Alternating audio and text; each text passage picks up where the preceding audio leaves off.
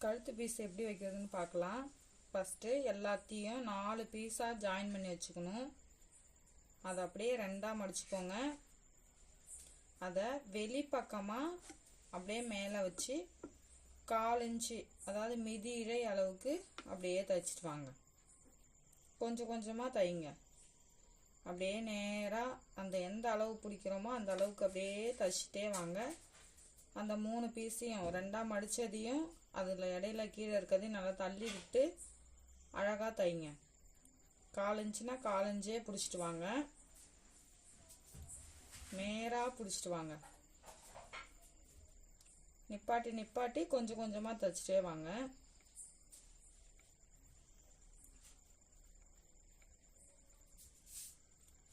நேராக முடிஞ்சது. இந்த லாஸ்ட்டில் அதை அப்படியே கொஞ்சமாக விட்டுட்டு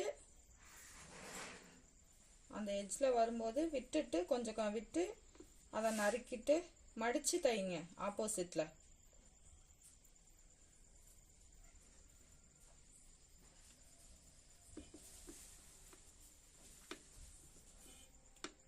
அந்த பிசுரை கட் பண்ணி எடுத்துருங்க லைட்டாக. அந்த தையலுக்கும் பக்கத்துலேயே லைட்டாக கட் பண்ணால் போதும். கட் பண்ணிட்டு மடிக்கும்போது அழகாக தெரியும், திரும்பி வரும் கழுத்து. கீழே நறுக்கிடாதீங்க, பார்த்து நறுக்குங்க. கொஞ்சம் கொஞ்சமாக பொறுமையாக நறுக்கிட்டு அதை ஃபுல்லாக நறுக்கிடுங்க. எக்ஸ்ட்ரா பிசுறு இருக்கிறத மட்டும்தான் நறுக்கிறோம்.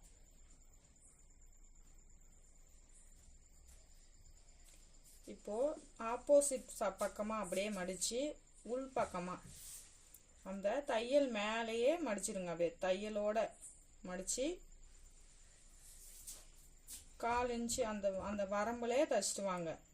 ஒரே லெவலாக எந்த அளவு மடிக்கிறோமோ அதே அளவுக்கு மடித்து தைச்சிட்டே வாங்க.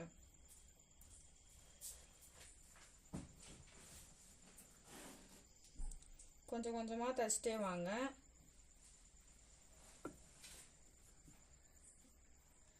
தள்ளி தள்ளி விட்டு தைச்சிட்டே வாங்க. கரெக்டாக அந்த தையல் போட்டோம் இல்லையா, அந்த தையலோடு தான் நம்ம மடிச்சிட்டு வரோம்.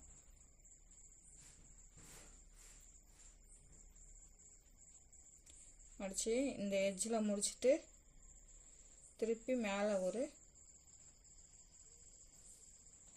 இன்னொரு தையல் அந்த வரம்பு ஓரமாக தைச்சிக்கோங்க. வெளிப்பக்கமாகவே திருப்பி ஒரு தையல் போட்டுக்கோங்க.